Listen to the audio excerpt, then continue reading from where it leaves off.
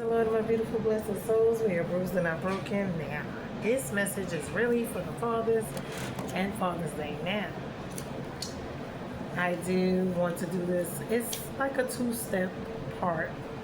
One, it's going to be what we need improvement with the men. And it's going to be more than just about, this is going to be a spiritual. It's going to be an overall from where we were, what God intended, to where we are now. And I really don't want to do it two parts, but I'm going to break it down into two parts as far as like the beginning. So now we're going to see this. I'm going to give us, the full breakdown because I want the men to have a good Father's Day weekend. Don't get me wrong. But I do want to break down some things for this weekend that men can think about. We want them to enjoy. We want them to be honored. They're supposed to be. But we do have some issues that we need to look at.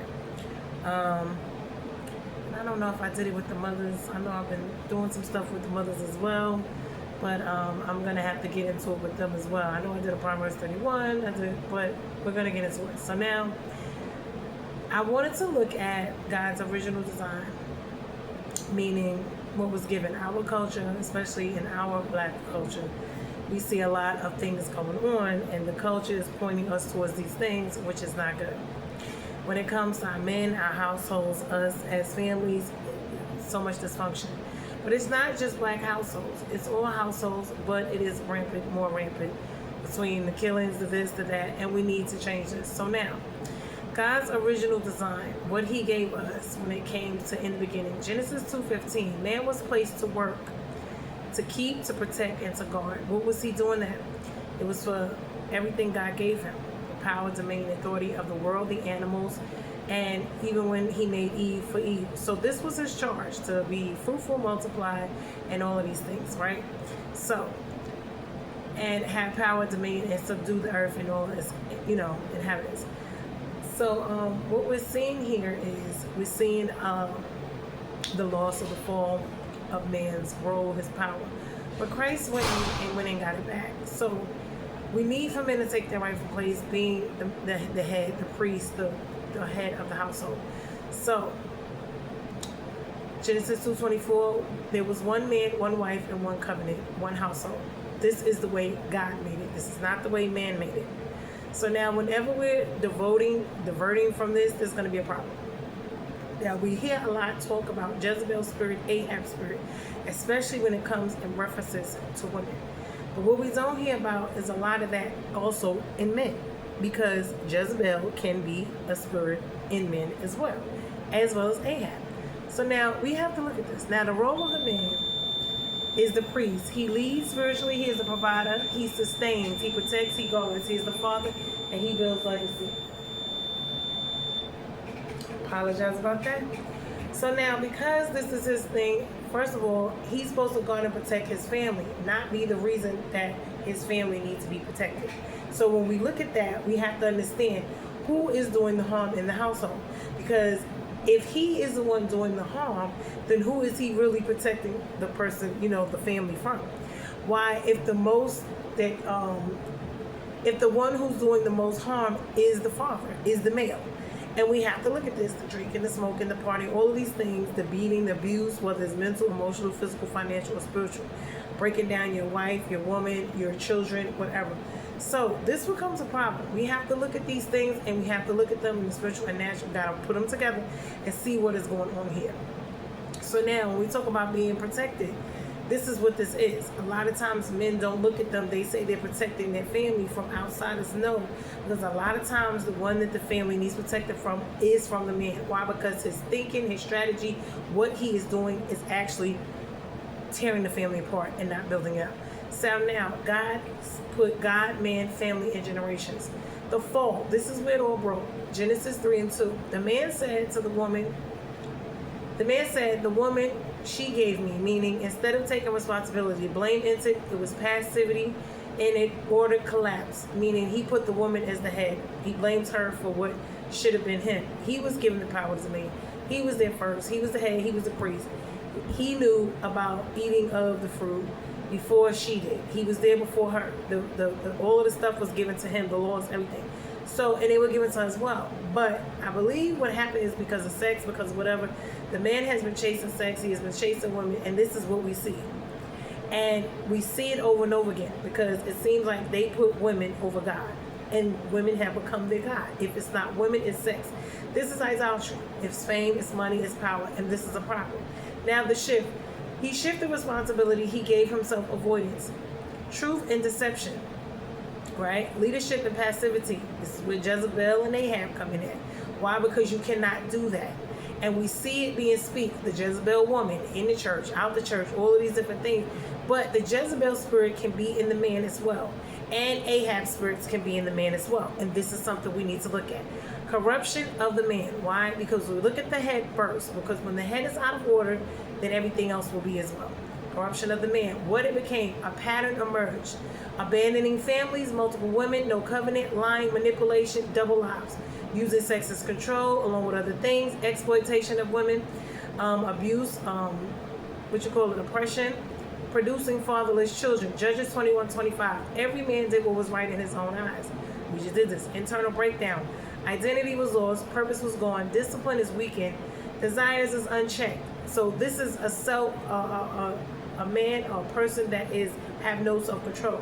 Now those are the gifts and fruits of the spirit. We cannot be without self-control. Usually this is what happens with men. Now they'll blame everybody else, the women, the children. This needs to stop. This is the Ahab Jezebel situation. The 5 dimensions of collapse. 1 is the mental. This is in James 1:8. Double-minded and unstable, meaning he has confusion. He's living 2 lives, meaning he always has more than one woman. Broken thinking. He cannot just be by himself. He cannot just be with one person. This is a problem. Emotionally, Ecclesiastes 2:11. There's emptiness, there's anger, there's detachment, and there's trauma cycles that he's going to have going on. This is what we see. We talk about men and men issues. This is what it is. This is where it comes from. A lot of times from not having a man in the household, they blame the woman for the father not being there. The one who stayed gets the issues and gets all the problems. And the one who is not there gets all the praise and worship, it seems like.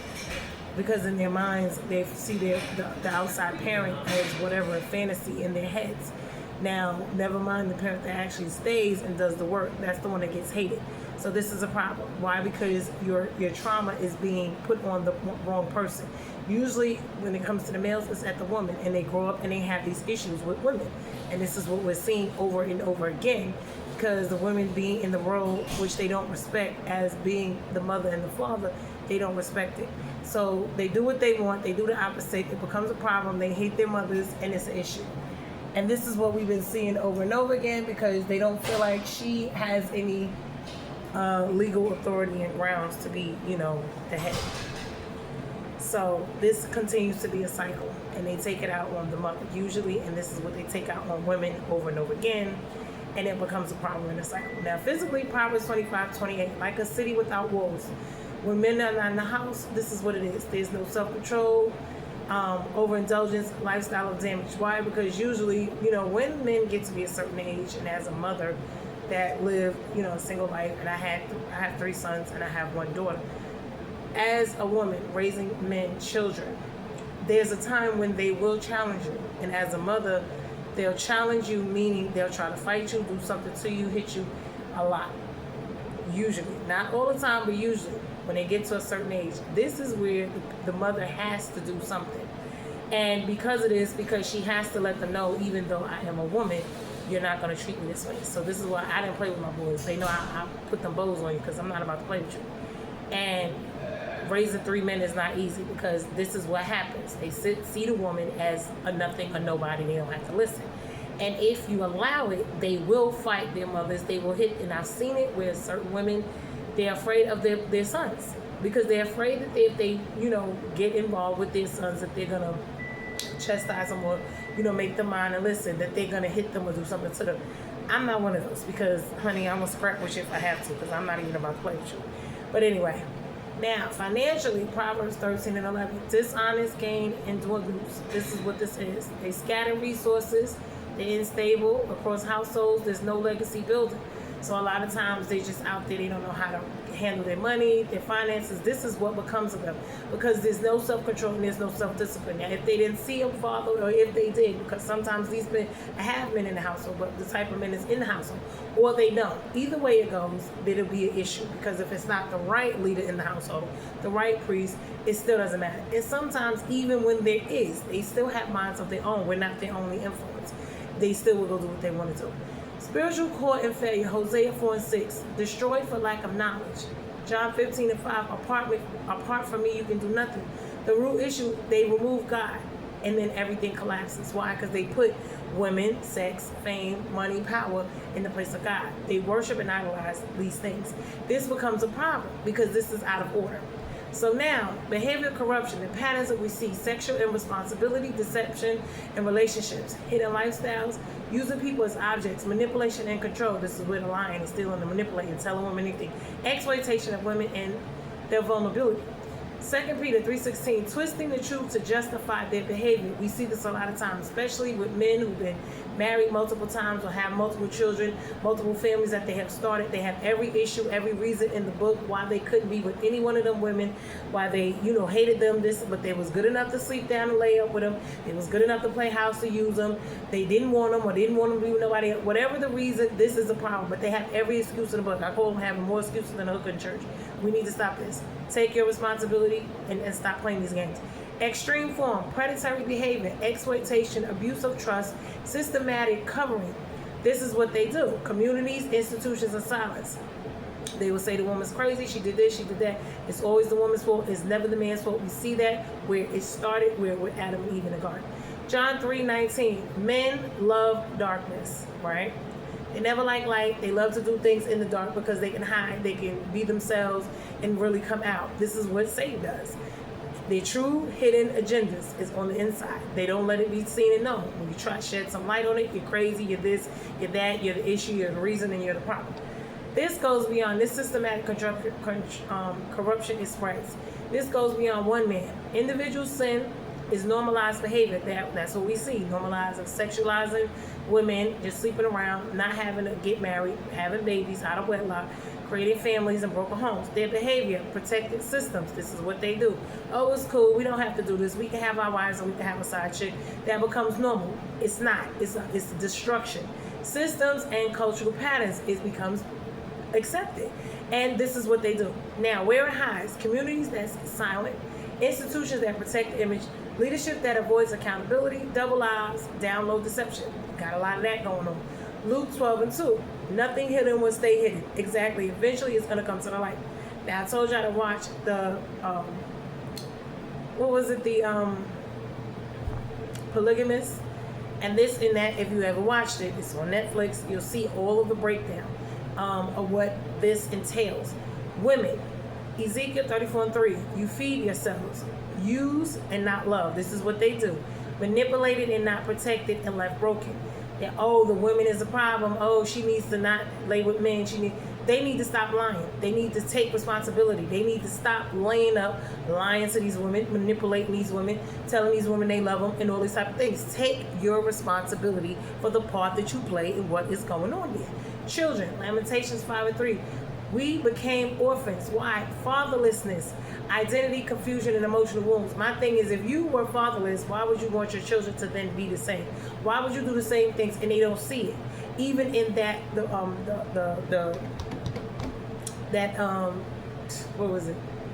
polygamist, the son, it turned out exactly like his father. Why? He hated his father, but he ended up being just like him. Pay attention. Families, Mark 3:25. A house divided cannot stand. Broken homes, multiple households, and no structure. And the first thing they say is, oh, I didn't want all them kids. I didn't want this. The kids get mistreated. The woman get mistreated. Only the one they truly love and want to be with. All the rest of them this is the problem. They don't want to finance them and take care of them. No, they feel like she should do that. They lying. They laid up with her. Oh, it may or may not be mine. Then they'll go be with a whole nother woman. No, she ain't even got no kids with them yet. But then if she got kids, be a daddy to those kids. This is dysfunction.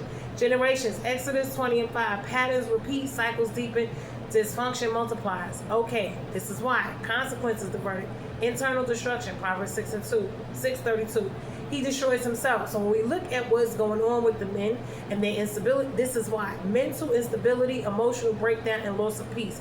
Why? You cannot have peace when you have created such chaos. You will not have peace. A woman cannot be your peace when you have created all of this chaos. This was your doing with your own hands. Take full responsibility for what you are doing. Stop blaming the women for you laying with the women and impregnating them. The one thing about a woman is she cannot have a baby by herself. She cannot get on top of herself and impregnate herself. That she cannot do.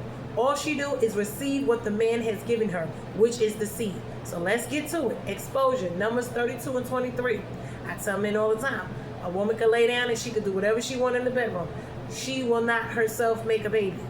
It takes a man to impregnate her. So she does not get herself pregnant. Let's get it together. And stop blaming women for everything, and let's take our rightful place.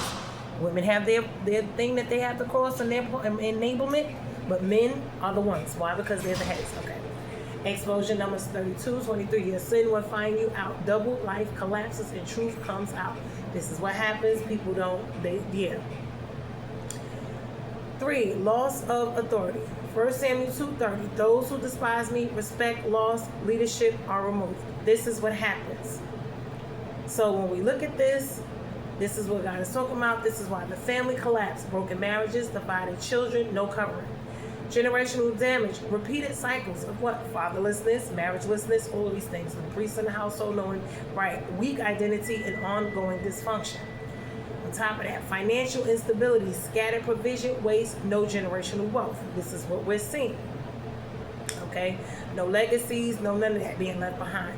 Nothing but trials, tribulations, nothing but barely living, you're surviving instead of living.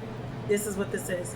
Now, real world consequences, health risks from irresponsible behavior. That will be STDs and stuff. Legal consequences for harm and exploitation. That's if you're doing abuse and all these type of other things. As well as if they're getting high, drinking, stuff like that. Their own bodies, their own selves. Lasting damage to others as well, because depending on what they're doing, if they're getting hot, their children could be sickly, they could have diseases if they're smoking and drinking on both ends, and these children are being born out of all of this stuff. 8. God's opposition. James 4:6. God resists the proud, not just consequences. This is opposition.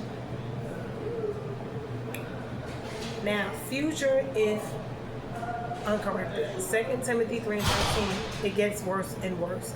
The result of this is more broken men, more fatherless homes, more confusion, more instability, more generational damage. Judges 2:10. A generation that does not know God. That's another thing. The true standard, the way back. Joshua 24:15. Ask for me and my house. Ask for me and my house. We will serve the Lord. Ephesians 5:25. Love sacrificially, meaning she's not the one that has to take care of you. She's not the one that has to bring everything to the table. That's not how that goes. That's a female. That's what the male's supposed to take care of the woman. 1 Corinthians 16:13. Stand firm, act like men, and be strong. And it's not to say the woman's not supposed to help take care of her man, but the responsibility of the family lies on the father, and the woman is there to help me. Restoration requires truth over lies, responsibility over avoidance, discipline over desire, covenant over consumption. God back at the center. Now, before I get to the end, I want to go back because I want to discuss all of these things, because we want to discuss the good and the bad. We don't want to just come down on all of it, but we want the men to understand their roles. We want them to understand what happens, what goes on, and we need to see change. Why? Because things have to change in order for change to be changed. You can't sit back and just think things are just going to magically happen. That's not going to happen. We have to put forth action to make actual changes in order for these things to change. Everyone's talking about the mental state of a man. That is fine. That is very important. Where is the mental state? What are they doing, and what are they self-destructing at? Self-sabotaging themselves at? And when we look at it, this is what it is. You cannot blame others for your choices. They're self-sabotaging. So now, what we're going to look at, 1 Samuel chapter 2, wait. No, I don't want to get into that. Not yet. Yeah. Hold on. Okay, I don't want to get into that. Not yet. Now, we're going to look at the role of fatherhood, husband, priest of the home. this scripture, right? Because the order of the household lineage structure is there's God, there's Christ, there's man, there's wife, and then there's the children. Now, 1 Corinthians 11:3. The head of every man is Christ. The head of the woman is a man. So this is the way God created it. Joshua 24:15. As for me and my house, we will serve the Lord. A man that sets spiritual direction of the lineage. Not talking about just pretending, but talking about actually leading, actually living. Husband equal priest, provider, protector. The priest of the home. This is the spiritual covering, not just the natural, the spiritual. Ephesians 5:25-27. Husbands, love your wives just as Christ loved the church. What does that mean? Sacrifice yourself, your needs, your wants, your desires for whom? Your family. Why? Because that is your just duty. Why? Because that's what Christ did. Job 1:5. Job offers sacrifices for his children continuously. Why? This is the role of the priest. The problem is men don't believe in sacrificing anymore. That's not what they want to do. They want the women and the children to sacrifice for them. That is a feminine, womanly role. The priest's role prays over family, covers sin gaps, keeps God at the center. This is their responsibility. Why? Because it is the men that go to God first on behalf of the children and the wife to get his, duties as to how to run the household.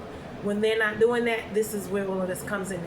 Provider, responsibility. 1 Timothy 5:8. If anyone does not provide for his own, he has denied the faith. Not just money, stability, direction, instruction.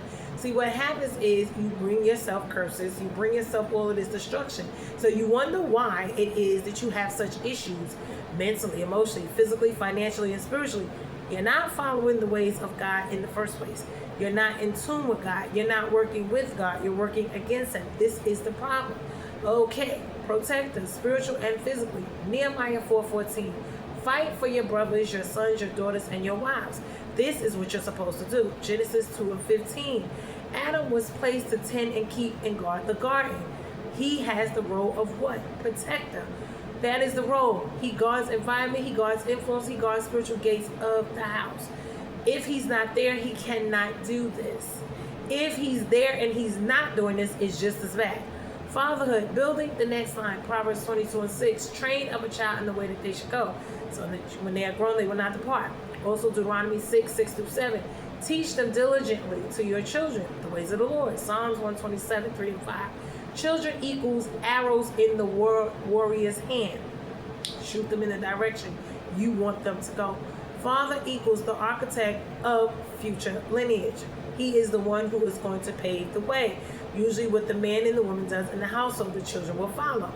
Eli versus Samuel. Warning from 1 Samuel and 2 Samuel. Tie in what we just did. Eli failed as a father and a priest. He did not restrain his sons, meaning he did not make them, turn them into men, meaning chastise them, correct them, train them up in the way that God showed them. He did not. And because of that, 1 Samuel 3:13, he did not restrain them. The result was lineage was cut off. Priesthood was removed from their lineage, meaning God killed them off. We're going to get into that. Samuel was raised right. He served God early. He submitted to his calling. The result was he became spiritual authority over nations. Now remember, Samuel was given over and he was in the priestly line. But his father and mother were faithful to the Lord. And this is why. Ahab and Jezebel dynamic is critical warning. Ahab's spirit is a passive man's spirit. This is a passive man. He's there, but he's not doing anything in the household.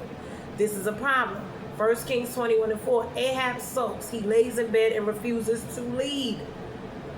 This is a trait, and it could be in men and in women. So stop using Jezebel and Ahab only when you want to degrade women. Why? Because there's a lot of Ahabs and a lot of Jezebelic spirits in men. And a lot of them in ministry. And we're not just going to talk about ministry, we're talking all over. In ministry, outside of ministry, we see these men that act more feminine. They are not. They are blaming. They're acting dainty, and we need to stop it. Traits. Avoids confrontation. They don't want to have a conversation about nothing. She's a nag. You don't want to sit down and discuss nothing. You want to run. Run to the arms of another woman. Drugs, liquor, whatever. Sex. Stop that. Handle your business in the household. Sit down, have the conversations that need to be had. Work the things out that need to be worked out. Stop running and deal with it. And stop going thinking that other things outside is going to make what going on inside better. It's not. You're going to make it worse. Give up authority. A lot of times he just let the woman do what she want to do. Why? Because you don't want to be bothered. You want her to run the household, do this while you go do what you want to do. You cannot do that. As the head, if you want to run and be the head, you have to hold the responsibility of the household. Meaning the priestly role, you have to have your role and actually actively do the role of the husband, of the priest. Meaning you have to run the day, help run the day to day, not just be there and not do anything. That is a problem. You want to give all the work to the woman, but you want to take all the credit. You want her to bow down to you while you're not doing the work. She's doing it. That's an issue. Emotionally led and not spiritually led. A lot of men are very emotional nowadays. Not to say men can't have emotions, but when you talk about this feminization, we see it. And this is what they want, our men to be feminized. They do not want them to be heads and leaders, especially in black households. Why? Because black men are stronger, they're bigger, and they are very intimidating. They don't want them to be seen as something to be respected. Why? Because it brings a threat to them. Jezebel spirit. This is a control manipulation spirit. 1 Kings 21:7. Jezebel, do you now govern Israel? She took authority God gave Ahab, control decisions, and led house into idolatry. But a lot of times we see these roles switch because men do not want to handle the business, meaning they act like Ahab. So now we need to figure this out because men want to be Jezebels. They want to control and manipulate in certain areas. When it comes to what a woman can do, what she can say and do, they want to be the Jezebel, control and manipulate. But when it's time to handle business, they want to act like Ahab. No, and let her do it. We're going to stop that. Result of this mix, passive men and controlling influence corrupt households, right? Right. Outcome, spiritual disorder, idolatry, judgment on the lineage. Get that out of here. Get away from me. Okay. The charge to men, you are called to be priests, to cover your house spiritually and naturally, to be the provider, to build stability, to be the protector, to guard what God gave you, to be the leader. Don't abdicate your role, meaning don't give the responsibilities of the male to the woman and then expect her to submit and act like no. If she's handling all of this stuff, yes, she's going to have the responsibility of being the male. That is not her role. So when you assume your role properly, she wouldn't have to do that. Call up. Let's look at it. Micah 6:8. Do justly, love mercy, walk humbly with your God. 1 Corinthians 16:13. Be watchful, stand firm, and act like men, and be strong. Be strong and courageous. Do not act dainty and like females and women. Why? Because you are charged to carry the household, the bulk of the weight. She's there to help you and assist you carry it, but you have to carry and do your part. One line summary: a man who stands as priest, provider, protector, builds a righteous lineage, but a passive man, an Ahab, Eli pattern, opens the door for disorder and generational collapse. So now we're going to look at the man who walks away, right? Because a lot of men, when things get rough, they walk away. They go to something else. They and this is, when it gets rough and when it gets hard. Now the woman stays and she handles it. This is a problem. Because if she can handle the bills, the kids, and all of that, that's an issue. If you cannot, they say the woman is wearing the pants when she should not be. She's doing what she naturally has to do if you have walked away and you abandon your role, your job. This is what happens. So the man who walks away, this is sin, curses, and consequences, the actions of what he does. Abandonment of family, 1 Timothy 5:8. If anyone does not provide for his own, he has denied the faith and is worse than an unbeliever. Walking away equals rejecting responsibility, breaking covenant, denying God's rightful order. This is a problem. Adultery and fornication along with this. Hebrews 13:4.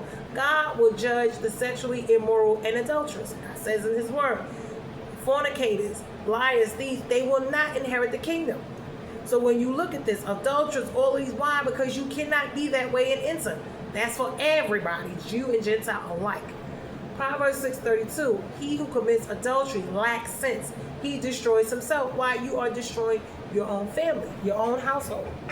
Shooting yourself in the foot. Bringing bomb curses upon yourself instead of blessings. Okay. Hold on, where was I? The sin of this is it corrupts the covenant, it pollutes lineage, and it brings internal destruction. Remember, they talk about the wounds, they talk about the children, and last names, and all these last names and lineage, and who gets what. This is a problem. Hold on one second. Huh? I can't hear you. You can come in. Come in, because I can't hear you. Give me 1 second. Yes? Huh?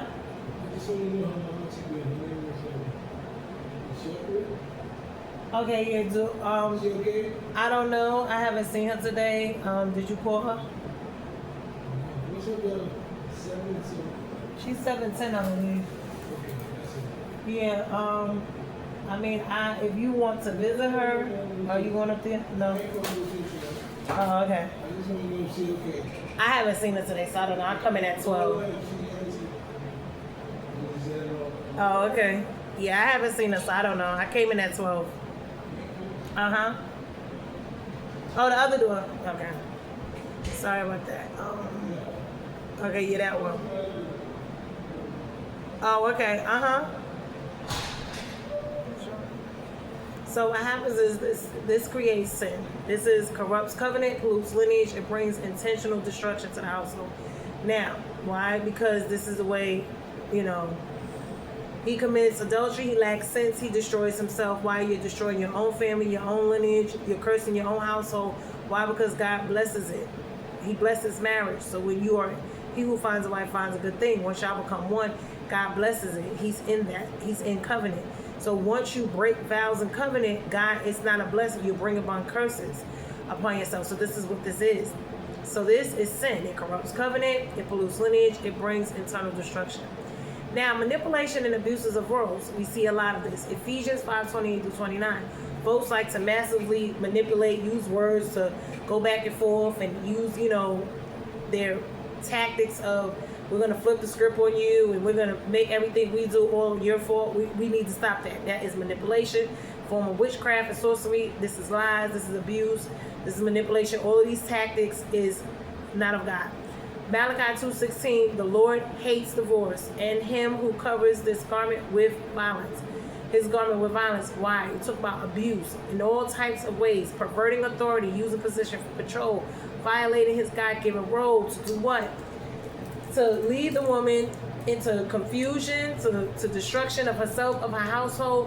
Why? Because when the man is sitting there lying, telling all these stuff and manipulating and using his power, his authority over her, his position, whether it's physically, mentally, emotionally, financially, and spiritually, to dominate her, to oppress her, to control her, to abuse her, to use her as prey, to do what he wants to do, that becomes a problem. This is sin. This is all these type of things, and this is why this is a problem. Give me 1 second.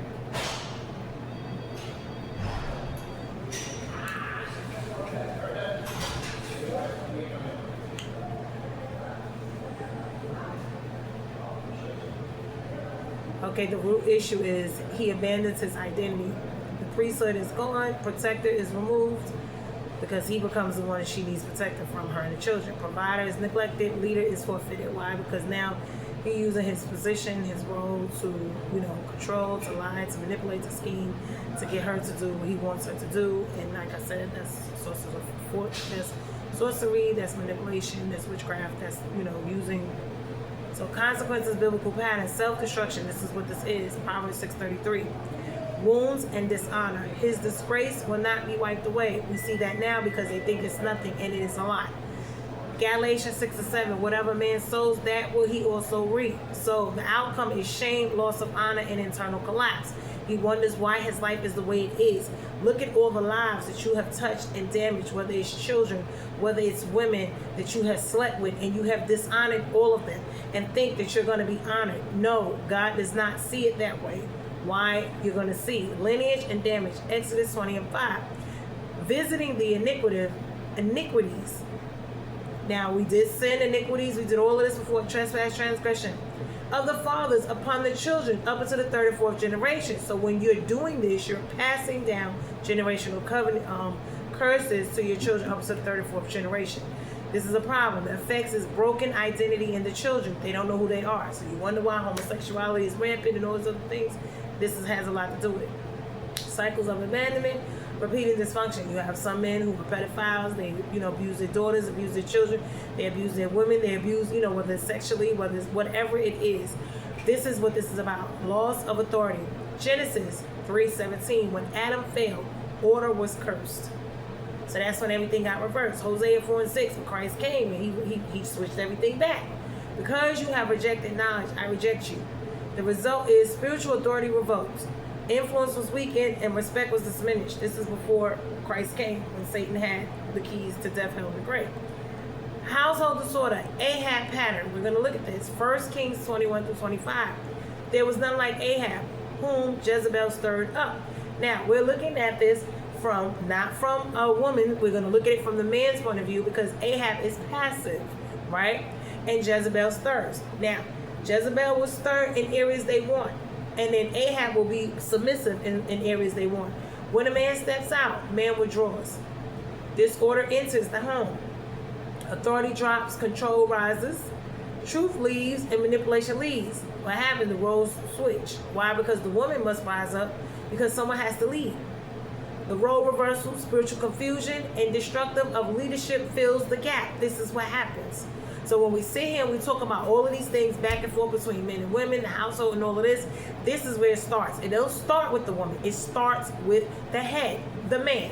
Let's stop putting everything on the woman, okay? She has her part to play, and she's an enabler. Why? Because she allows a lot of things to go on. But it is not her power and her authority, because she doesn't have the rule, especially in the spirit. It is the man who has the rule.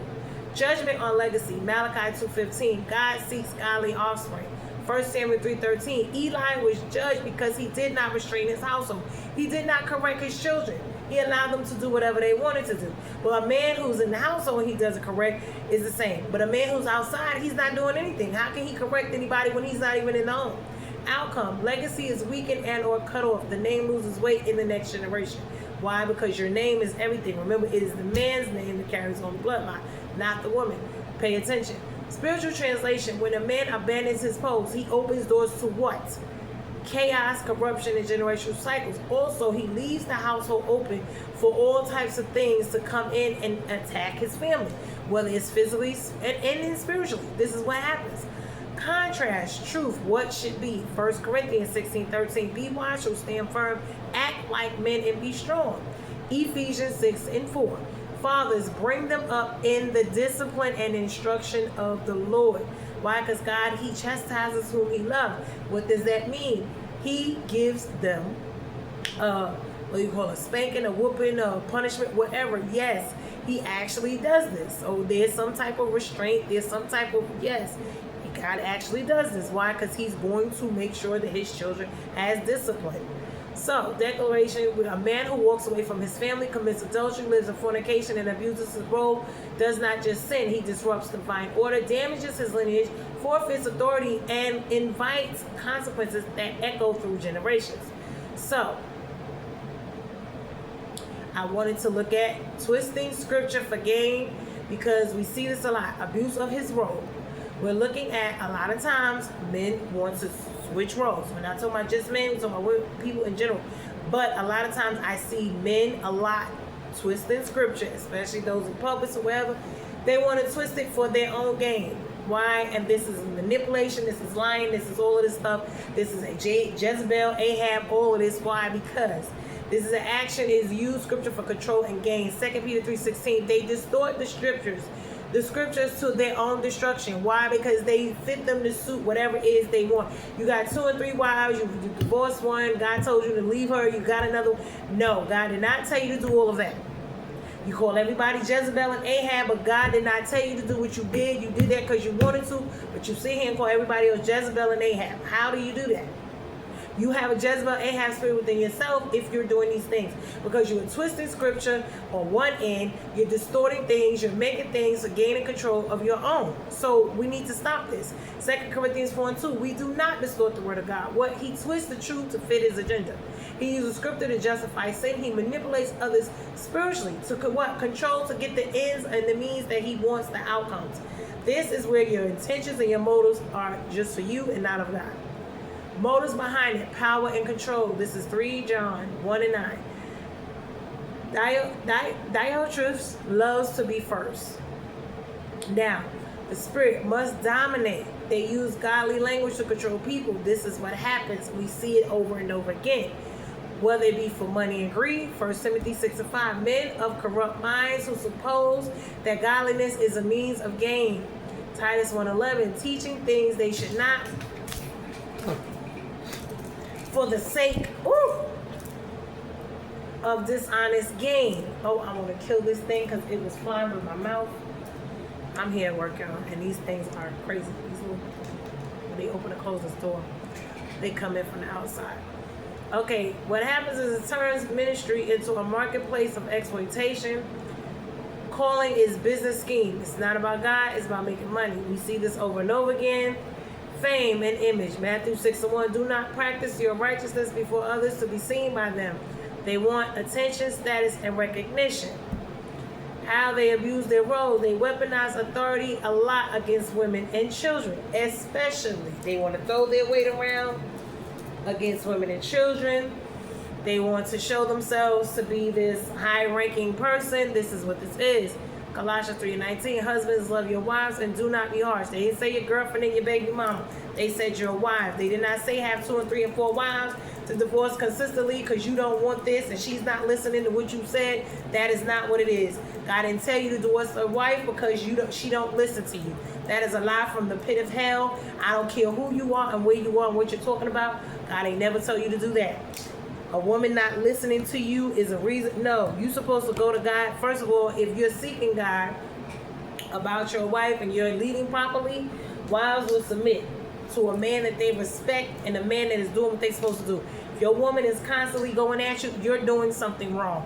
And that is one of the main issues. This is what men do not understand and realize. If she's nagging you and telling you about stuff, it's because you've been consistently doing what she has asked you not to do over and over again. And whatever that may be, it could be you not helping around the house, you not working, you not taking care of home, you cheating, whatever it is. Don't sit there, oh, she's a nag. She's a nag, why? What is going on? What is it that you are doing that she's nagging you? Meaning she's telling you about something over and over again that you're consistently continuing to do. That is becoming an issue and a problem in the household. You're not respecting her boundaries or wishes. And this becomes a problem. And as long as you continue to do that, you're going to continue to have a problem. So when a man says, oh, she's nagging, she's this, she's that. Yeah, well, what were you doing? Because obviously if she's trying to talk to you and have a conversation with you about something, you're obviously not trying to hear her. You're not trying to change it. You're not trying to get to the bottom of it. You just want to ignore it. You want to go do something else. That is an issue. You're avoiding no, that's not what this is. Love as Christ, Ephesians 5:25. Love as Christ loved the church, sacrificial and not oppressive. Husbands, love your wives and do not be harsh, Colossians 3:19. Instead, they uses submission to dominate. This is why women don't want you to use the word submit, because usually it's about you getting and doing what you want to do and her doing what you want her to do while you do what you want to do. This is a problem. A man who sits there, have 3 or 4 women on the side of his wife telling her to submit and do as he say and he's doing what he want to do, it's not going to work. Let's talk about it. Let's be honest about these situations. There's no way in the world that a woman is going to sit there when you're spending your money on these other women, doing all of this. The household is suffering. She got to work 2 and 3 jobs. She got to do all this extra stuff. Why? While you run around doing what you want to do and you tell her, oh, she's supposed to submit? No, that's Jezebel Ahab. Let's stop it. Let's stop all this foolishness. Uses the Bible to silence her. This is another thing, or whatever it is to silence her. Creates fear instead of covering. This is problems. We see it over and over again. They will use money, they will use finances, they use whatever to shut her up, to sit her down. Why? Because you want to do what you want to do. And if it's something that is not godly, something you're not supposed to be doing, you're going to use whatever you can to get your way. Self-seeking, self-control went out of the window. Spiritual manipulation pattern, Matthew 23:4. They tie up heavy burdens but are unwilling to move them. You tie up the household with this behavior, your burdens, your pride, your ego of doing what you want to do, while you tell the household to do, oh, you want them to cook, clean, and do whatever, while you go do what you want to do. You run around with your friends, you run around with your boys, or you run around, in the streets having sex with other women, you're entertaining all these other things, and then you want to come home to a nice, peaceful home where she just shut up and be quiet and let you do what you want to do. That's a problem. This is Jezebel and Ahab. Control, manipulative. This is what this is. Behavior. It loads others with rules, but it lives differently himself and do what he want to do. Controls through guilt, shame, and fear. This is the problem. We see this over and over again, but nobody wants to discuss these things. Everyone wants to discuss, oh, shut up and sit down and just listen. Oh, she don't look this way. She don't know. It's not about no way she looks. If she changed from the beginning to the end, in the middle, it doesn't matter. God didn't say you be with your wife and divorce her because she gained a few pounds or she don't look the same. No, that is what the reason why he said he didn't want all of this divorce stuff. Why? Because men will do that. They will divorce you when you get old, when you get fat, when they get tired of you. That's a problem. That is a problem. And we see it over and over. And they'll say, oh, well, she was a nag, or oh, she was this, to justify what it is that they're doing. This is an issue. This is a problem. This is Ahab and this is Jezebel. I don't even want to hear it. Now, the root issue of this is he is out of order internally. Ego and pride above God. Flesh above truth. Control above love. This is what this is. James 3:1, teachers will be judged more strictly. Consequences, biblical judgment flow, self-deception, and self-destruction. Galatians 6:3. If anyone thinks he is something, he deceives himself. Hosea 10:13. You have eaten the fruit of lies. He believed his own distortions, and this is another problem. He would sit there and say, oh, she's crazy, she's a nag, she don't do this, she don't do that. But when you met her, she was all this wonderful things. Her body was good. You wanted her. You chased her down, all to get her and destroy everything about her, and then turn around and say it's her fault because you wanted to get her, you wanted to dominate her, you wanted to tame her, you didn't want nobody else to have her. And whether you really wanted her or not, you didn't want nobody else to have her. So you got her, and then you turn around and you completely destroy her. And a lot of times the men will get a woman and she's doing well for herself and destroy her just because he's jealous of her. He don't like her being out there, like her having attention, like it, all of this. This is terrible. This is ungodly. This is wickedness. This is that Jezebel, Ahab spirit. And then don't want nobody else to be when I have her, whether he want or not. He just wanted to use her, get over on her, do whatever. This is prey. This is an issue. You bring upon curses upon yourself when you treat women this way. God does not like this, and when your life ends up being a holy hell, you wonder why. That is your reaping what you sowed. Don't worry. You got all these women, you made nothing of yourself, you from house to house, you drinking, you smoking, you on drugs, or you trying to move forward in your life, whatever it is, and you see things is not working. You talking about, oh, yes, you're going to have these internal issues. Why? You're going to have mental issues, emotional, physical, financial, spiritual. That's the seed you sowed into those women when you destroyed their lives, mentally, emotionally, physically, financially, and spiritually, when you broke them down with your lies, your manipulation, you're using them, all of this stuff. Jezebel, Ahab. Judgment for false leadership. Ezekiel 34:2-4. Shepherds who feed themselves instead of the flock. Oh, we need to get into this because many of them are doing this right now. Matthew 7:15. Beware of false prophets. God's issue is not just sin, but misleading others. Oppression, exploitation. We see it every day. Give to us. Give to us. Don't help. Don't you give and you don't go out there and help. That's a problem. God didn't tell you to sit there with riches and money and all that and not. No, the church is there to help, to aid their lambs and the sheep, not to take from them, not to oppress them, not to exploit them. Damage to others, and that's mentally, emotionally, physically, financially, and spiritually. God is watching. Luke 17:1-2, causing others to stumble. This is severe judgment. A lot of this is happening. Leaves behind wounded people, broken trust, and distorted views of God. Why? Because you got just as much scandals in the church and in the pulpits as you do behind. You let the leaders be up there committing sin and fornicating and doing what they want to do. And just like with the book of Samuel, Eli's sons were doing what they want, Hophni and Phinehas. We're going to get into that in the next one. And what God did to them, destroying them. Please pay attention because it's coming.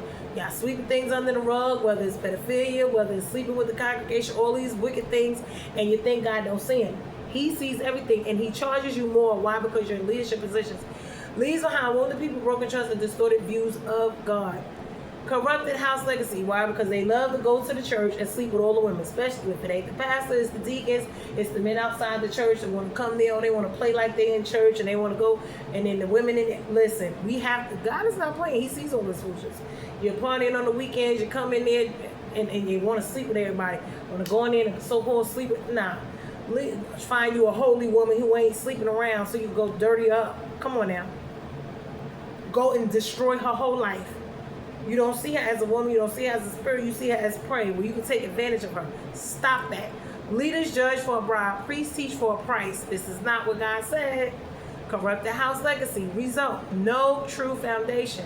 House built on manipulation. It collapses over time. Talk about this manipulation. It's not, that's Jezebel, that's Ahab. This is what we're talking about. So when we talk about these things, do not continue to say women are Jezebels, because there's a lot of men Jezebels. Let's get into it. Let's continue. God opposes him. James 4:6. God resists the proud. Proud of what? Ego. Proverbs 16:18. Pride goes before destruction. This is why Satan was kicked out. Why? Pride and ego. Eventually, exposure and failure. The fall. Removal from position. Either remove yourself or God will remove you, and he will have you shameful and all that. Whether it's you, your children. I see a lot of folks that let their children come and lead, or their friends or whoever, and they sleeping with everybody, and they will not remove them. They will leave them there because that's their family. Eli did the same thing, and God judged them. Ahab, Jezebel overlay. This type of man can operate in both distortions. The Ahab side, he is weak internally. Compensate with fake authority. The Jezebel side, he manipulates, he controls through spiritual language. He seduces with influence, money, and power. The result is the truth is twisted. Authority is abused. People are controlled, oppressed, and exploited, and God's name is misused. True standard of contrast. 2 Timothy 2:15. Correctly handled the word of truth. 1 Peter 5:2-3. Not for shameful gain, not for domineering, but for examples. This is what God is talking about. One line summary. A man who twists scripture for money, power, fame, or to control turns truth into a weapon, and in doing so corrupts his role. He harms others and brings judgment on himself and his legacy. You can see this at work. You can see this in your careers. You can see this in business. You can see this in households, family, friends, whatever. Abuse, use, manipulation, and using women as prey. This is abuse, manipulation, this is the behavior. They see women as targets, not as covering.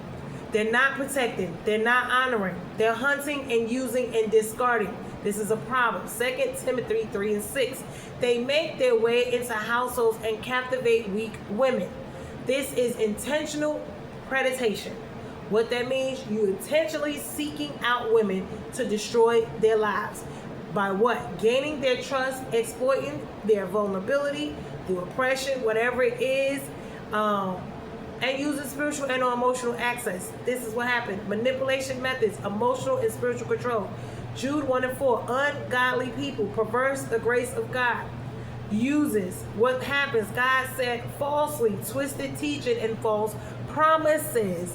How many times have men come up to you with false promises, promising you the world, the moon, and the stars, to get in your drawers, to do whatever it is, to lay up in your house? This is a problem. Flattery and seduction. Proverbs 7:21. With persuasive words, she led him astray. Who is that? Jezebel and Ahab, ain't it? Same principle reversed, meaning they call women Jezebels, but they themselves don't see the Jezebel in themselves, the Ahab in themselves as men. They smooth talk, they charm, and they hook them emotionally. Proverbs 26:28. A flattering mouth works ruin. Grooming independency. Builds emotional reliance, position himself as a savior, authority or authority figure, and the only source for this person. Trying to replace God in their lives so they can be worshiped and adored in these relationships. This is a problem, and this is what we're seeing. Then they exploit it sexually, financially, and emotionally. Let's look at these things. This is oppression. This is exploitation. This is what this is. The root spirit is lust, control, and deception. Let's break it down. 1 John 2:16. Lust of the flesh, lust of the eyes, and the pride of life. This is a straight, directly way to hell. This is what? the ones that God hates more than anything. These are the abominations. Remember the 7 deadly sins. This is not leadership. It is predatory corruption. Please understand, using your position as a man, as a priest or whatever, as a weapon. Spiritual authority is twisted. Okay? Ezekiel 22:26-27. Leaders violently profane holy things like wolves tearing prey. Keyword, prey. That uses access to people, use trust as an entry point, and consumes instead of covering. This is what we see all the time. Exploitation and oppression. Instead of shepherding, become a predator. Ezekiel 34:3. You eat the fat, clothe yourself, but you do not feed the flock. God said, feed my lambs and my sheep. Take care of them. Not exploit them. Not oppress them. Not abuse, manipulate, and use them. That's not what he said. Translation, takes from women, drains them, and leaves them damaged. Hello. The effect on women is real damage. Matthew 18:6. God sees this, causing harm to the vulnerable. Severe judgment. Results, emotional wounds. Spiritual confusion. Trust in God is damaged. This is on both ends. Why? Because women can do it, men can do it. But we see a lot, we hear a lot about when it comes to women. We need to talk about these men. Consequences are heavy. God calls it all wickedness. Do you hear that? Malachi 2:14-16. God sees betrayal in relationships. It is not hidden. It is seen. It is recorded, and it is judged. Sowing and reaping. Galatians 6:7-8. Whatever man sows, that shall he also reap. This is what he releases. Manipulation, it returns back to him. Brokenness, it returns back to him. Deception, it returns back to him. So when he sits down and he thinks of his life and all the crap that he's going through, most of it is by his own doing. Why? Because when he left that woman and thought she was nothing, when he slept with her, when he lied, took her money, when he deceived, exploited, beat her down, mentally, physically, emotionally, financially, and spiritually, whether he was gay on a down low, whether he had multiple kids, where he was doing all these other things, taking his money, taking her money, whatever it was, God saw it, and it returns back to him. So that we wonder why these men are going through this, because of what they're doing to these women and these children. Now, judgment for preying on others, Habakkuk 2:15-16. Woe to him who exploits others for his own ends. Meaning what? Exploitation, oppression, for his own, for the outcome. Exposure, shame, and the fall. They will eventually fall. Why? Because all of that they sowed is going to return and reap to themselves. So then they wonder why they're walking around sad and they're looking crazy, and why life is not going that well for them. Well, you didn't make life well for that woman and them children. So why would God allow your life to be easy, breezy, beautiful? No. Legacy corruption, Proverbs 14:12. There is a way that seems right in the eyes but leads to death. End result, no lasting foundation, no honor in his name, and generational damage. Now, the Ahab Jezebel twist here, this type of man can act dominantly outwardly, but still operate in Jezebel traits inwardly: manipulation, control, and seduction. So this becomes a predator disguised as a leader, a manipulator disguised as a man of God, and other sources. This is what this says. Oh, he's so different. He's a wonderful man. He's different, better than all the others. And in the same way, and when you talk to him and tell him what you've been through, he just figured out a different way to do the same thing everybody else did. Hello, let's stop these things. Stop that Jolly and the Dream ticket. We're going to stop that. Stop putting these men as gods in your life. True standing and replacing God with them and idolizing them. What he should be, true standing. 1 Peter 3:7. Treat women with honor. Okay, here we go. Cover them. This is what your job is. Heal them, uplift them, help them. Ephesians 5:25. Love as Christ loved. Sacrifice, not oppression and exploitation. Women and children, anybody oppressed, the ones that don't have. Micah 6:8. Act justly with love and mercy. Declaration and summary. A man who manipulates, abuses, and uses women as prey is not operating in authority but in predation, twisting truth into access into control, and control into exploitation. And God holds him accountable for every life that he damages. Please understand that. So, what are the curses and the consequences? Why? Because there are biblical curses and consequences for these things. So we wonder why we think we get away. We get by, we do not get away. Okay.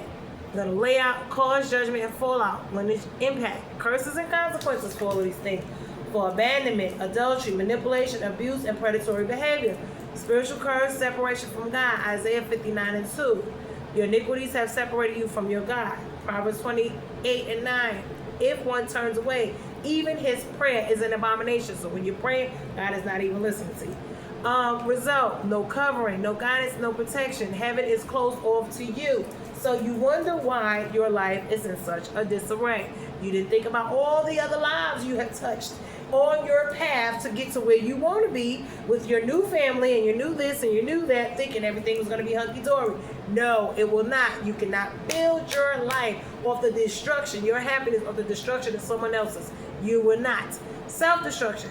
Proverbs 6:32-33. He who commits adultery destroys himself. Wounds and dishonors himself. Romans 1:24. God gave them over to their desires. The consequences of that is what? Reprobate, loss of peace, mental torment, addiction deepens, and internal collapse. Woo! So you shot yourselves in the foot.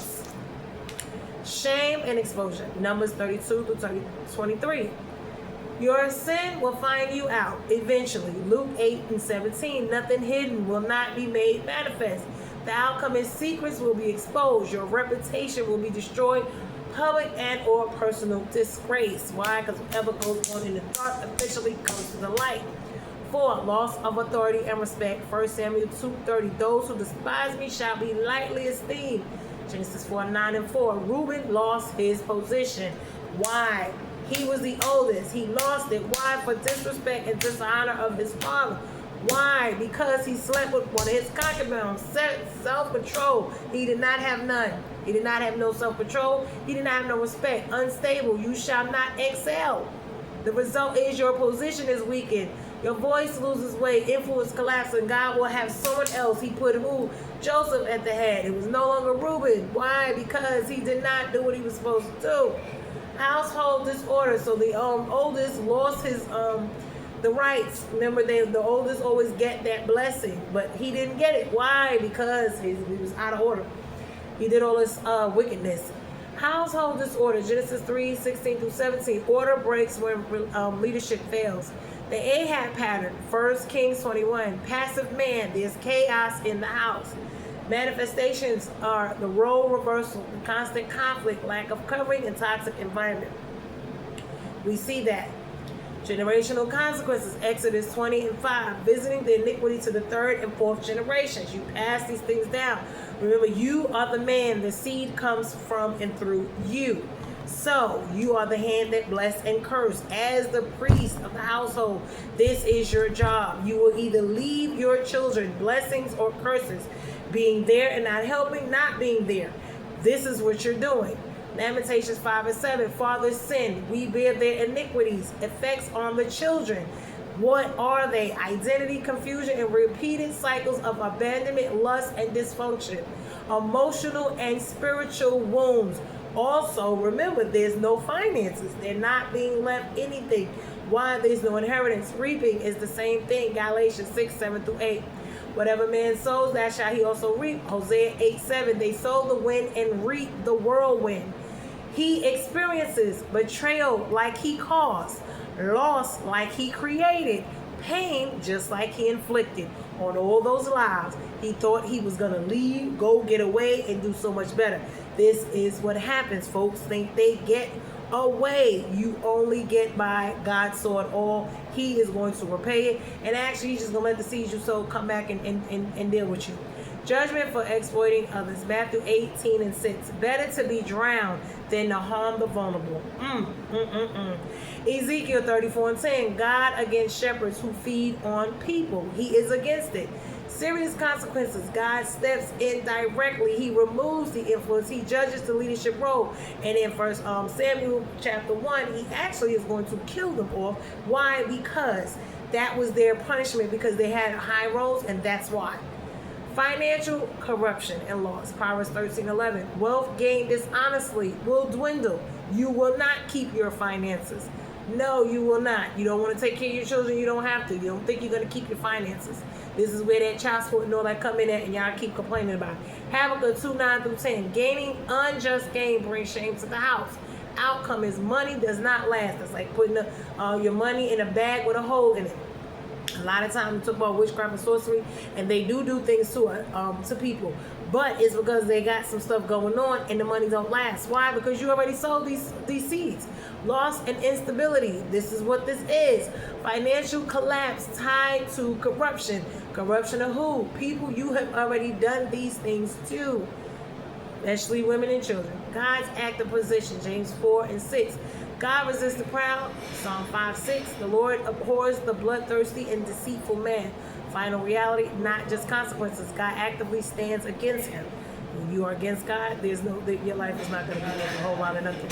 Final lineage view. Sin, abuse, manipulation, adultery, and abandonment equal separation from God, loss of authority, and inner collapse. Household disorder, generational damage, exposure and judgment, legacy, weakened and or cut off. One-line summary: a man who abuses his role, manipulates, abandons, and exploits others enters a cycle of self-destruction, loss of authority, household disorder, and generational consequences, ultimately bringing himself under the opposition and judgment of God. So this would be the reason why you can't move on and have what you want every way you want it and like it. Boo-hoo, boo-hoo, I'm going to need to get you a hanky. Now, with all the people you left behind and you didn't care about them and what they went through, and now you want somebody to no, you handle it.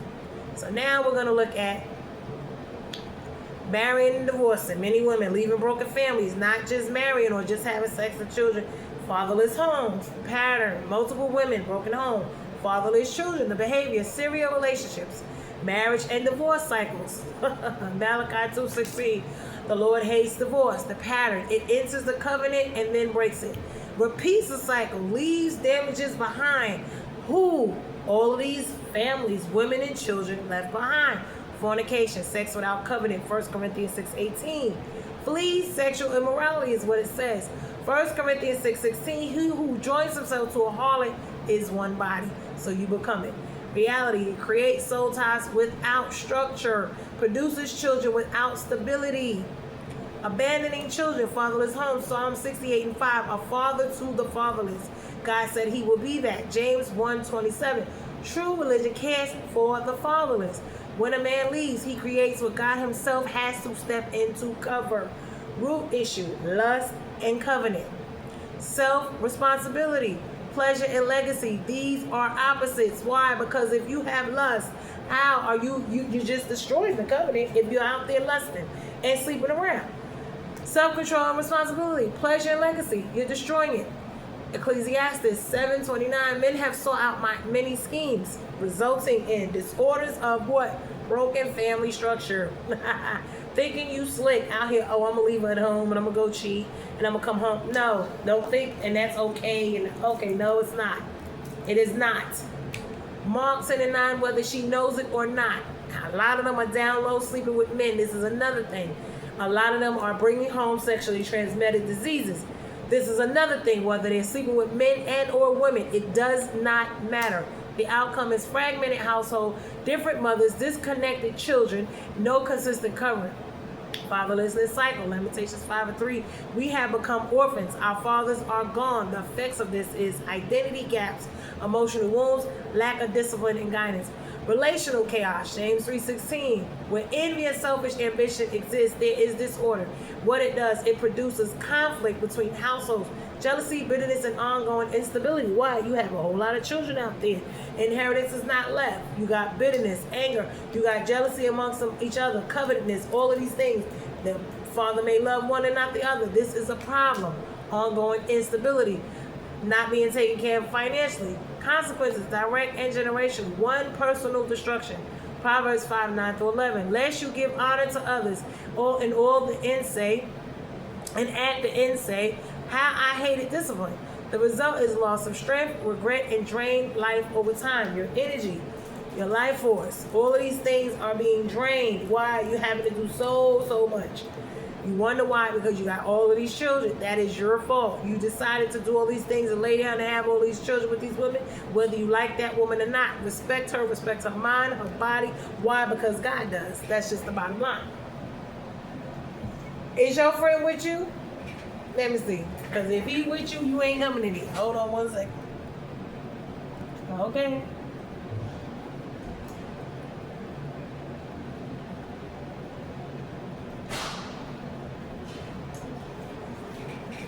Hold on, let me see. Hello. Loss, honor, and legacy. Proverbs 6:33. Wounds and dishonor. Reproach will not be wiped away. His name becomes associated with damage, not with stability and or leadership. Generational curses and patterns. Exodus 20:5. Sin affecting future generations. Why usually the men turn out to be the same way as the fathers, whether they're there or not, a lot of times. Judges 2:10. A generation rose that did not know the Lord. Children may repeat the same abandonment, the same sexual patterns, and the same broken homes. This is what we're seeing. Weakened lineages instruction. Malachi 2:15. God seeks godly offspring. Instead produces disconnected lineage, scattered family identity, and no unified house. Divided resources. Instability. Luke 15:13. Prodigal wasted substance in reckless living. The reality is resources stretched across multiple situations. Lack of provision consistency. Financial disorder tied to the lifestyles. We see this, the drinking, the partying, the hanging, the multiple women, multiple children. Why? The finances were meant to be in one household, so the lineage could be, an inheritance could be given to those children. It has to be divided and split up. A lot of times there's going to be a lot of conflict and issues raising because of it. Someone's not going to get what they need. This is a problem. Fathers can't be in 3, 4, 5, 6 households at the same time. Accountability before God. Hebrews 13:4. God will judge the sexually immoral. Romans 14:12. Each of us will give an account. Not overlooked. Every child, every broken covenant, every abandoned role. This is what happens. Big picture flow. Fornication, serial relationships, broken covenants, multiple households, provided structure. Fatherless children, emotional gaps, generational dysfunction, loss of honor and instability, judgment and accountability. This is what happens. That's the big picture flow. Contrast to God's design. Genesis 2:24. A man shall leave and cleave and be joined to his wife. Psalms 128, 3-4. Family flourishing under order. The design is one covenant, one covering, one strong, stable lineage. Declaration and summary. A man who moves through women, breaks covenants, and leaves children without covering doesn't just create broken relationship. He fragments his lineage, he weakens his legacy, and sets in motion cycles of instability, fatherlessness, and generational dysfunction that carries consequences far beyond himself. Now, talk about using lies and manipulation and sex as a weapon, confusion, control, self-seeking, destruction, women. This is what this is. Systems of corruption, right? So this is a pattern. Full corruption pattern. Lies, manipulation, sex as weapons, control, self-seeking, destroying women, children, and families, and the pattern of spirit, impact, judgment, and flow. So the behavior, what he operates in, lies and deception. John 8:44. When he lies, he speaks his native language. Foundation built on falsehood. Reality is constantly distorted. What happens here? Manipulation and control. Galatians 5:20. Idolatry, sorcery, witchcraft, hatred. Sorcery, control, manipulation. Uses pressure, guilt, and fear. Engineers outcomes for self-benefit. They use sex as weapons. What it is. Proverbs 5:3-5. The lips drip honey, but in the end bitter. Her feet go down to death. 1 Corinthians 6:18. Sexual sin affects the body directly. Sex is used to lure, to bind, to control, and to exploit. And this is what they do. This is why they want to have sex with you. They want to intertwine you. They want to use you. They want to, be able to control you. Why? Because once you have been joined with them and you become one with them and you're not supposed to, this is what's going to happen. This is why once you start sleeping with someone, you're supposed to, that's meant for marriage, for you to become one. And that's because you're supposed to think and do, and this is a problem. So then the men wonder why women start cheating. Why? Because if you're doing it and you're one with this person and that's what they're doing, eventually it's going to happen. 1 Corinthians 14:33. God is not the author of confusion. Where confusion is constant, truth is absent. And for those men who like to cheat a lot, understand something. Usually a woman's there, and when she stays, a lot of them are cheating on you as well. Hate to burst your bubble, but just want to let you know that. Self-seeking, self at the center. Philippians 2:3. Do nothing out of selfish ambition. 2 Timothy 3:2. Men will be lovers of themselves. This is the whole motivation. It is not love. It is not responsibility. It is self-gratification. This is the pride and the ego situation. It's all about them. It's all about the man, the man, the man, the man. Him being worshipped, idolized, adored. Him being fed, clothed, taken care of. Not the women, not the children. Him.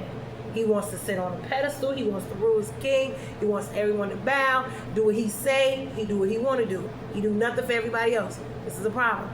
Polygamy, multiple women without order. Genesis 2:24. A man joined to his wife, singular design. This is the way God made it. 1 Kings 11:1-4. Solomon had many wives and turned his heart away. From who? From God. The result was divided loyalty, spiritual drift, not stable covering. None whatsoever.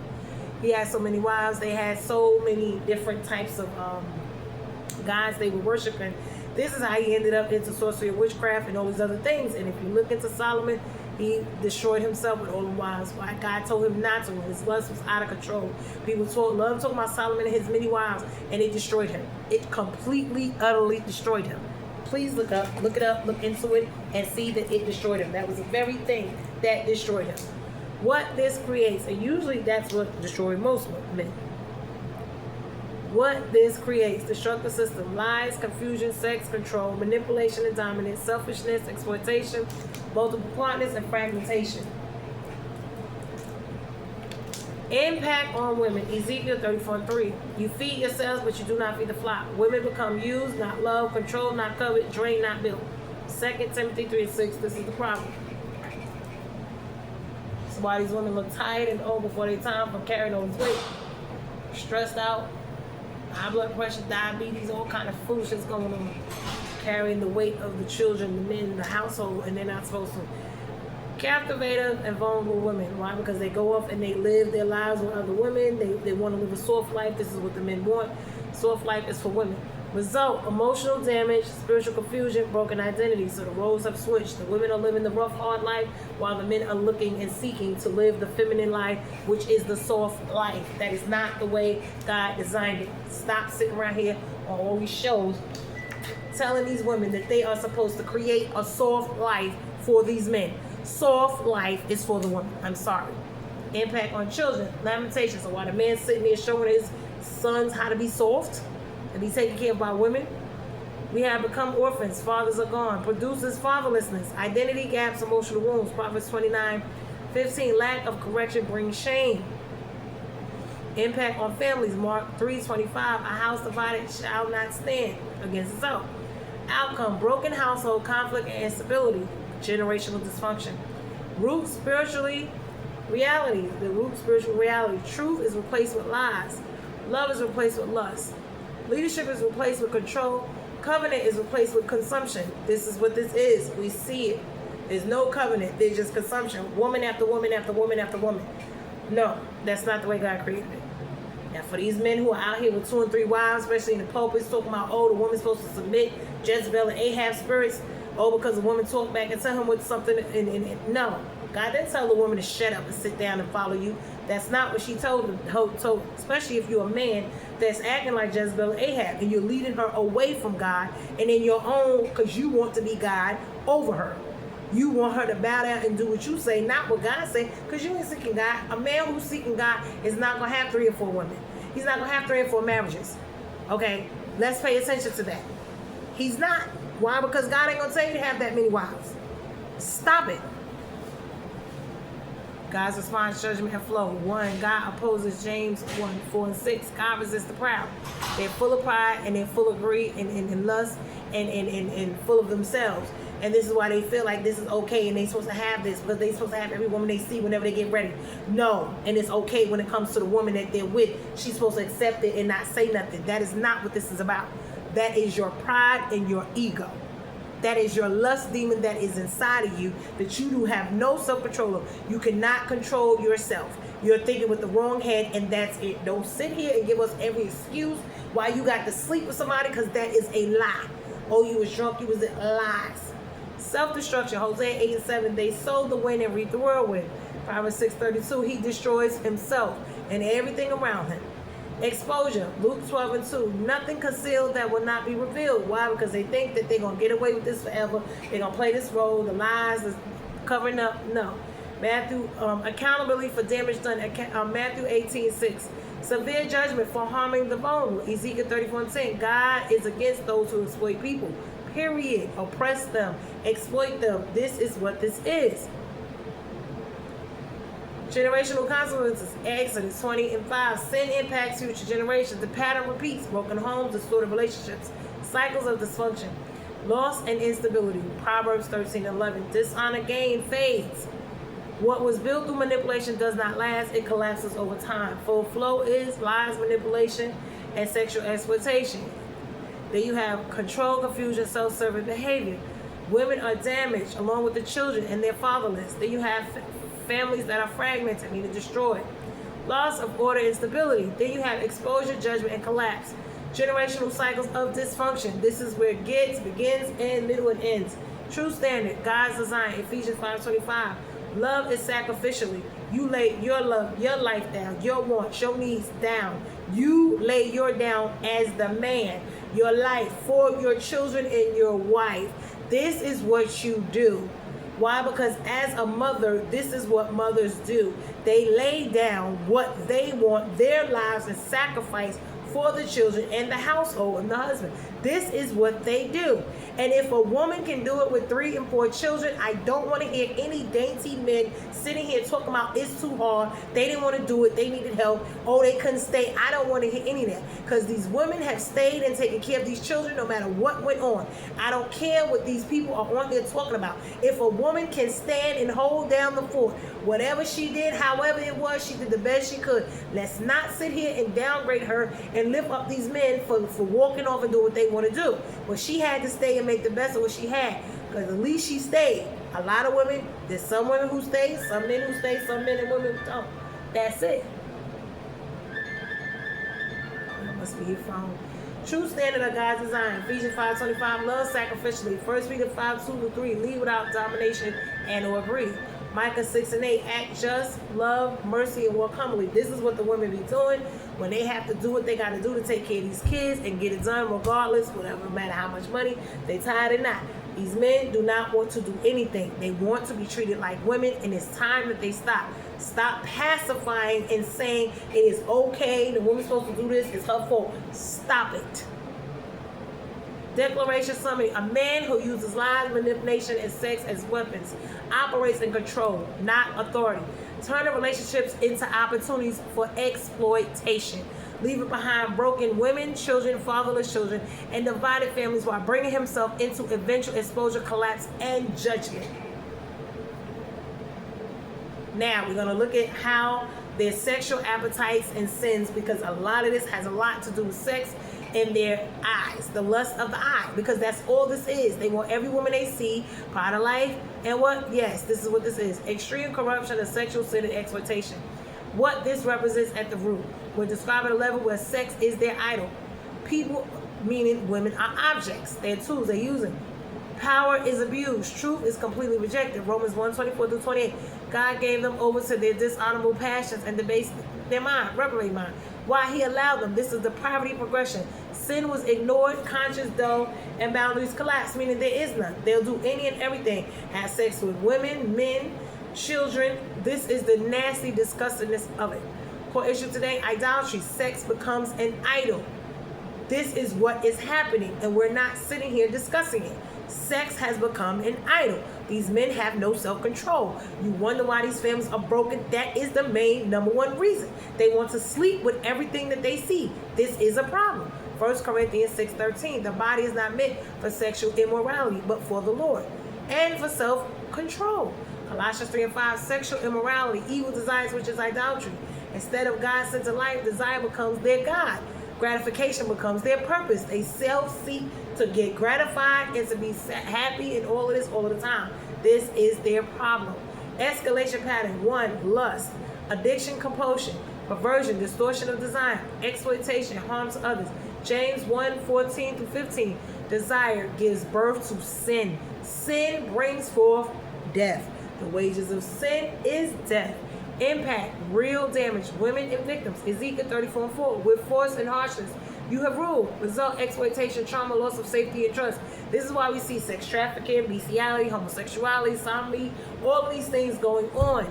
We see it as normal, wise, trafficking, all of these things, because they are allowed to have these appetites to do what they want and not be told that they cannot. Be told that they can do what they want. That is a lie. Children, serious warning area. Matthew 8:16. Whoever causes one of these little ones to stumble, it will be better for them to be drowned. For all of you out there who like to pedophile and like to have sex and sex trafficking these children, this is one of the strongest warnings in scripture. Harm to children brings severe judgment. God identifies closely with their protection. Society and families, Proverbs 14:34. Righteousness exalts a nation, but sin is a reproach. Outcomes, breakdown of family structure, fear instead of safety, generational trauma.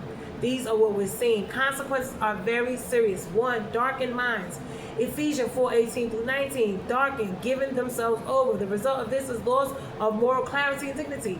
Numb conscience. They feel nothing. They do not care. But this is why you see all of these drugs and things is to numb them, to make them have no type of wine so they can go into whatever depravity they want to do and not feel anything about it. Loss of humanity, hardness. 1 Timothy 4:2. Conscience is seared. There's no conviction. Increasing extremes. They have no care and no thought about what it is they're doing. There's no lines drawn. There's no, oh, I'll do this, but I won't do that. No, any and everything goes. They do any and everything they want to do. Legal earthly consequences, Romans 13:4. Authority bears the sword against wrongdoing. Reality is justice systems exist to restrain evil. Serious crimes bring serious penalties. 4. God's judgment. Hebrews 13:4. God will judge. Galatians 6:7. Whatever one sows, that shall you reap. So this is the level of harm. It is not ignored. It is not excused. It is accounted for. God sees it. He hears it. He knows it. And it will be dealt with. Total destruction path. Proverbs 14:12. It is in the way of death. It leads to isolation, collapse, judgment, permanent consequences if unrepented. Important clarity. What we named was exploitation, trafficking, harm to minors, abuse, sin biblically, evil morality, crime legally, and it is treated with the highest level of seriousness across all three. Truth contrasts what God designed. Genesis 1:27-28. People created in God's image. Ephesians 5:25. Love equals sacrifice, protection, and care. So when you see that, that's what you're seeing. When you do not see that, that is a problem. For all you children out there seeking their absent parent, pay attention, because you will hate the one that's there doing for you and love the fantasy of the one who is not. And if they really cared, they would be there. It's not to say not to honor them on either end. Love and honor them and respect them. But you must understand something. Do not hate the parent that you have for the one you do not, because of your fantasy of what you think they would be and how they love you in your mind. Because if they did, they would have been here. Real design, honor, protection, and covenant and responsibility. These are what really happens, because the one who stays, loves, and cares for you, that is what love is. The one who walks away and don't care, that is a problem. Understand, that's really how they felt about you. They didn't care if you ate. They didn't care if you were sick. They didn't care. So please understand that. Now, declaration summary. When sex becomes an idol and people are treated as objects, it leads to exploitation, deep harm, and destruction. And it brings severe spiritual, personal, and legal consequences, especially when it comes to harming the vulnerable. So now, I wanted to look at communities, government, churches, occult businesses, covering up, along with the download situation. Why? Because we need to look at this. Systemic corruption. Communities, government, churches, occult business, and download behavior. The expansion beyond the individual. This is no longer just personal sin. It becomes individual networks, sin systems, secrecy, protection, the pattern of culture. This is what we're seeing. Ecclesiastes 8:11. When the sentence for a crime is not quickly carried out, people's hearts are filled to do wrong. When it isn't exposed, it multiplies. These are the things. Cover up structures. 1. Communities, silence, and enabling. Who they silence? The victims. The victims. They protect the predator and silence and declare war on the victims. Proverbs 29:24. Whoever is a partner with a thief hates his own life. The signs. Don't speak on it. Culture is what we have. Protecting reputation over truth. Victims is dismissed and or ignored, or they become a victim all over again, because now people want to say what did and did not happen. Government and authority failures. Isaiah 10:1-2. Woe to those who make unjust laws, deprive the poor of justice. This is oppression. This is exploitation. Once again, when system failed, justice delayed and or denied, corruption is tolerated. Power shields of wrongdoing. Religious spaces misuse covering. Jeremiah 7:11. Apologize for this. This house become a den of robbers. Yes, it has. Matthew 23-27. Whitewashed tombs, outwardly righteous, but inside they are what? Just like they father, Lucifer, Satan, the devil. Abusers, here is serious because trust is highest, authority is spiritual, harm is deeper. Hold on 1 second.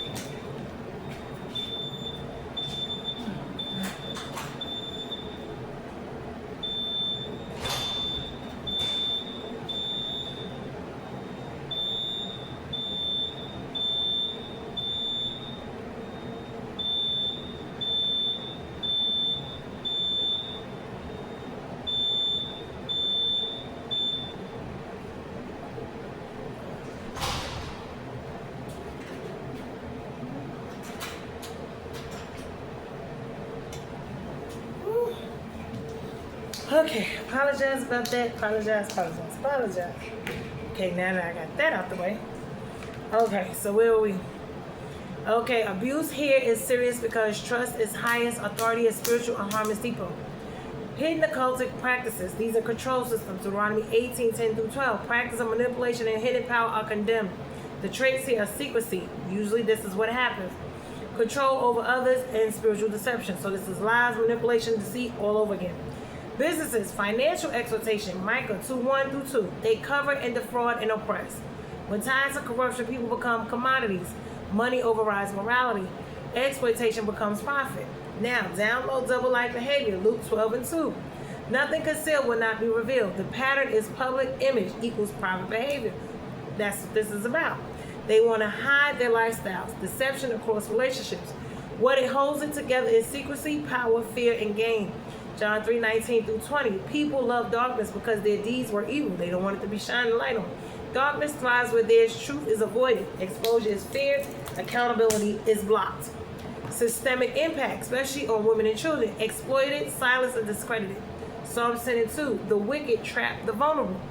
On children, vulnerability is increased, protection is reduced. This is Matthew 18:6. Severe warning regarding harm to children. On families, Mark 3:25. A divided house shall not stand. Result is broken structure, generational instability. On society as a whole, Proverbs 14:34. Righteousness exalts, but its sin brings reproach. It produces distrust, fear, and cultural decay.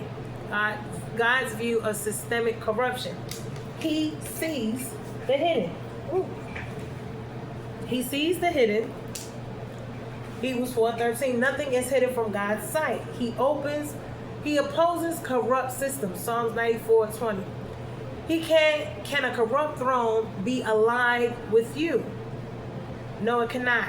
God does not honor a corrupted throne. He judges leadership first. So this is the problem with men. Ezekiel 34:10. I am against the shepherds, the men, the priests. Why? Because James 3:1. Leaders are judged more strictly. Accountability for harm. Habakkuk 2:12. Woe to him who builds a city with blood. System built on exploitation and oppression. They eventually collapse. They face exposure and judgment. Full system flow. Hidden sin, lust and control and exploitation. Protected by secrecy and power. Enabled by communities and systems. Victims are silenced and damage spreads. Families and children are affected. Culture is corrupted. Exposure begins when judgment is on the individuals and the systems. The final truth is contrast. Ephesians 5:11. Have nothing to do with the workers of darkness, but rather expose them. Micah 2:1. God sees and judges those who plan evil. So when motives are wrong, intentions on people is wrong, this is what happened. Declaration summary. When corruption is hidden, protected, and systemized across communities, institutions, and leaderships, it multiplies harm, exploiting the vulnerable, breaking families, and distorting truth. But no matter how deeply it is covered, it remains seen by God and will ultimately be exposed and judged in due time. So I wanted to look at the sexually transmitted diseases. Okay? Homosexuality, consequences of destruction of homes, families, children, and marriages. Okay? Because we hear and we see a lot of this. So, deception, hidden sexual life and destructive behavior, living a double life, deception in identity and relationships. Luke 8:17. Nothing is hidden that will not be made known. Patterns presents one identity publicly, lives another privately. Lies to partners for access and control. Lying to women, deceiving in relationships. Proverbs 12:22. Lying lips are an abomination. This includes false intentions, hidden behaviors, and motivations. Misleading partners about your lifestyle. Sexually irresponsible and risk. 1 Corinthians 6:18. Flee sexual immorality. When behavior is secretive, uncontrolled, and without accountability, it leads to real-world consequences, including health, risk, and harm to others. Or issue is deception and lust and self-preservation. Jeremiah 17:9. The heart is deceitfully wicked. Who can know it? Truth is suppressed to maintain what? Image, access, and control. Real-world consequences. 1. Health consequences, including STDs and STIs. Risk increase when partners are misled. Truth is hidden. Safety and honesty are absent.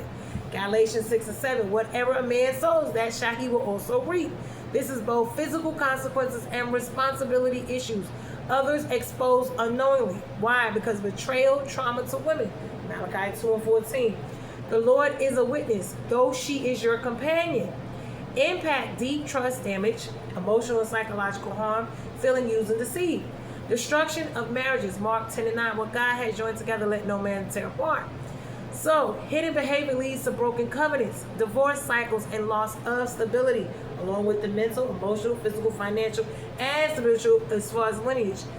Impact on children, Lamentations 5:3. We have become orphans. Fathers are gone. Children experience instability, broken trust and authority, confusion about identity and relationships. They see broken homes, families. They don't really think of marriage anymore. Family system collapse. Mark 3:25.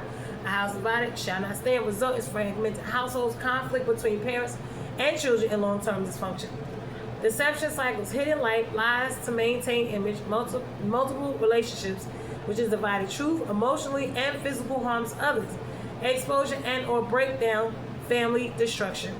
Deep consequences, loss of trust and honor. Proverbs 6:33. Wounds and dishonor will not be wiped away. Internal fracture, James 1:8. A double-minded man is unstable in all his ways. Living two lives creates mental stress, emotional instability, identity conflict. So you wonder why you're having such issues. Why? Because you weren't meant to have more than one woman. You can barely handle one wife, one woman in one situation, let alone all these extras. And then you wonder why you're feeling and dealing with what you're dealing with. You were never meant to carry all that. But because your palate, your eyes is bigger than your stomach, and you want to have more than what you're supposed to, you want to have your cake and eat it too and do all this other extra, and you can't maintain it. This is your problem. Sit yourself down and do it the way God told you. Collapse of relationship, Proverbs 14:12.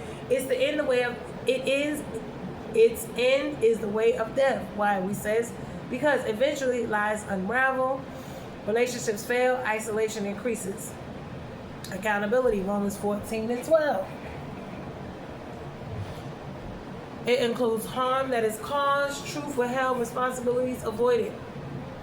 Generational effect, Exodus 20:5. Patterns can affect future generations. Children may inherit trust issues, dysfunctional relationship patterns, repeated cycles of deception and or abandonment. Contrast, truth standard, Ephesians 4:25. Put away falsehood, speak truth. 1 Peter 5:2-3. Lead with integrity, not exploitation, not oppression. Foundation of healthy legacy, truth, responsibility, consistency, and protection of others. Final declaration, a life built on deception, hidden behavior, and misuse of relationships doesn't just affect the individual, it spreads harm physically, emotionally, generationally, financially, and spiritually, breaking trust, damaging families, and leaving lasting consequences for women, children, and the stability of the home. Now,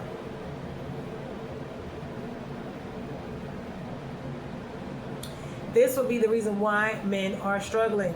Past, present, future, we're going to look at it. Big frame, God-centered order is removed. Identity is lost. Roles is distorted. Behavior is corrupted.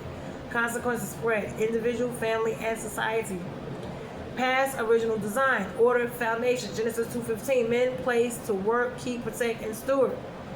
Okay? Genesis 2:24. Covenant structure. One man, one wife, one family unit. Man originally, priest, provider, protector, leader under God. Mentally, clear identity, who I am and what I do. Purpose-driven thinking. Emotionally, they're stable, anchored in God. Responsibility in their feelings as well. Physically, working, building, and protecting. Strength is tied to purpose and assignment. Financially, provision is tied to responsibility, stewardship, mindset. Spiritually, connected to God, authority flows from obedience. Turning point, Genesis 3, the fall. Man steps out of position. Blame shifts. To whom? The woman. Order breaks, and this is where responsibility and avoidance. From responsibility to avoidance, from truth to distortion, from order to confusion. Present, disorder, crisis. What we see now, widespread fatherlessness, sexual confusion and breakdown, multiple relationships, no structure, identity, instability, and loss of discipline. Judges 21-25. Everyone did what was right in his own eyes. Mental state now, 2 Timothy 3:1-4. Lovers of themselves without self-control. Affects us confusion, double-mindedness. James 1:8. Lack of direction, escapism, addictions, and fantasies. This is what they do. They are escape artists. As soon as a man has to be accountable and held accountable, he is an escape artist. He will find the next person that he can play victim to. They can feel sorry. So this is what this is. Emotional state, Ecclesiastes 2:11. All is meaningless. Outcomes, emptiness, anger, frustration, detachment from responsibility, and drama cycles. This is what happens. Physical state, patterns, lack of discipline, overindulgence in everything, sex, substances, and habits. The neglect of health is another one. Proverbs 25-28, a man without self-control. This is what this is. Financial state, Proverbs 13:11, wealth gained wrongly fades. It affects instability, poor stewardship, and chasing fast gain versus building legacy. Spiritual state, core issue, Hosea 4:6, my people destroyed for lack of knowledge. I think it's more than that. Lack of knowledge, and when they know, they still don't do. You gotta know and do. Romans 1:25, exchange truth of God for a lie. This is the root of a collapse. God removed means truth removed, means identity lost. Men do not like to hear the truth. They want you to sit there and play games. They do not want to take accountability. They do not want to take any of that. They want to put it on everyone else, and that's the problem. Abandonment, the resulting behaviors is abandonment of family, sexual misuse, multiple partners, and deception, manipulation, control, double lives, exploitation. These are all symbols of disconnected from God and identity crisis. Don't know who you are till you're in Christ. Why God has to show you how to be a man, what kind of man, especially for these men who do not have men. Future, if unchecked, escalation pattern, 2 Timothy 3:13, evil men will grow worse and worse. Each generation is worse. Mentally, future, increased confusion, identity collapse, mental health crisis. Emotionally, more trauma, emotional numbness, broken relational capacity. Physically, more consequences of lifestyle choices, degradation through excess. Financially, generational instability, no wealth transfer, cycles of poverty and mismanagement. Spiritually, most serious, Proverbs 14:12, end is the way of death. It leads to full separation from truth, hardened hearts, and no correction. This is what it is. They don't want to be corrected. They want you to shut up and let them do what they want to do. This is where they feel like that domination thing, that you submit to them. Submitting to them means let them do what they want to do. That is not what that is about. Not at all. And God did not call you to do that. You are accountable. And you're supposed to be held accountable to each other. You're supposed to submit to one another. Stop just putting it a one way because it suits you.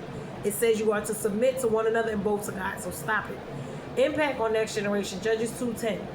The generation did not know the Lord. Children inherit confusion, broken identity, and repeated dysfunction. The root cause of why men struggle now. God removed from the center. Who is this?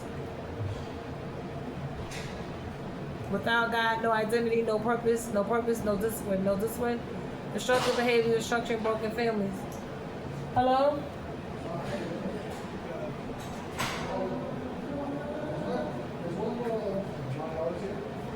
No. No. No. So Amina never came in? Amina? That's Amina. Oh, so you did. Root cause why men struggle now. God removed from the center. Without God, no identity, no purpose, no discipline, structure, destructive behavior.